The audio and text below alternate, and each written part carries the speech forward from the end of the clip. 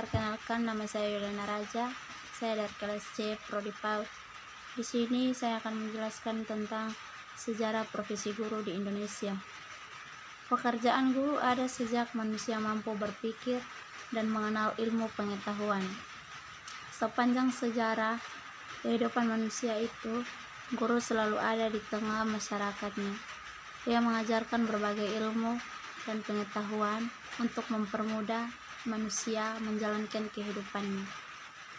Dalam lintasan sejarah Indonesia, pekerjaan guru ternyata berkembang seiring dengan perkembangan zaman, mulai dari zaman kerajaan Hindu-Buddha, Kesultanan Islam, hingga masa reformasi. Pada masa kerajaan Buddha atau Hindu di Indonesia, orang belajar di wihara.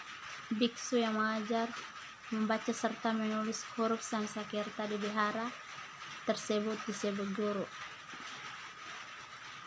Dalam agama Hindu, guru merupakan simbol bagi suatu tempat suci yang berisi ilmu dan juga pembagi ilmu. Setelah agama Islam masuk ke Indonesia, orang belajar di pesantren supaya dapat membaca Al-Quran dan melakukan sholat dengan benar. Dalam agama Kristen, orang belajar dari misionaris. Menurut agama Kristen, dalam perjanjian lama, Allah merupakan pengajar agung. Allah juga yang menetapkan pengajar-pengajar yang meliputi bapak-bapak leluhur, para imam, para nabi, dan ahli Taurat. Sejarah lembaga kependidikan dibagi atas beberapa jenis. Yang pertama yaitu masa Belanda. Pada awalnya, organisasi perjuangan guru-guru pribumi pada zaman Belanda berdiri pada tahun 1912 dengan nama Persatuan Guru Hindia Belanda. Terus yang kedua, masa kemerdekaan, kesadaran kebanggaan dan semangat perjuangan yang sejak lama tumbuh mendorong para guru pribumi memperjuangkan persamaan hak dan posisi dengan pihak Belanda. Lintas sejarah PAUD di Indonesia. Penulis membagi lintasan sejarah PAUD menjadi beberapa periode, yaitu penjajahan Belanda, periode taman siswa, penjajahan Jepang, dan awal merdeka. Awal kemerdekaan adalah dan gerakan yayasan bersekolah pada Libu, Taman Kanak-kanak, Al-Quran oleh BKPRMI, periode lahirnya PAUD tahun 2003 hingga sekarang. Periode penjajahan Belanda. Pendidikan anak usia dini atau prasekolah sebenarnya bukan barang baru dan telah mengalami perjalanan yang panjang dalam sejarah pendidikan di Indonesia. Terus yang kedua tentang periode taman siswa. Pada 3 Juli tahun 1992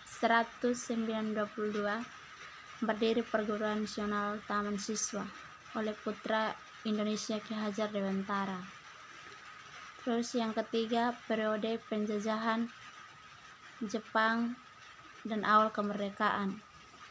Masuknya Jepang sebagai penjajah bangsa Indonesia pada tahun 1942 ternyata membawa perubahan terhadap perkembangan pendidikan anak usia dini.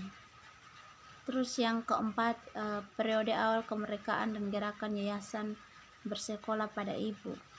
Pada awal kemerdekaan tahun 1950, karena pemerintah lebih fokus terhadap upaya mempertahankan kemerdekaan dan keamanan negara, sektor pendidikan masih terabaikan dan pendidikan bagi anak usia dini belum tergarap.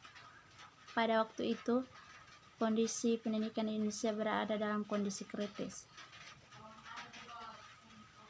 Memotivasi masyarakat kaum berada dan para pejabat agar mengizin garasi, rumah hingga kantor pemerintah yang kosong untuk dimanfaatkan sebagai tempat belajar anak usia dini. Mengajak kaum ibu untuk ikut dalam mengelola taman kanak-kanak, baik sebagai pengurus, guru, bahkan pengasuh, yayasan beribu atau pelopor ibu rumah tangga yang menjadi guru TK di Indonesia. Hanya ini saja yang dapat saya sampaikan. Sekian dan terima kasih. Salam.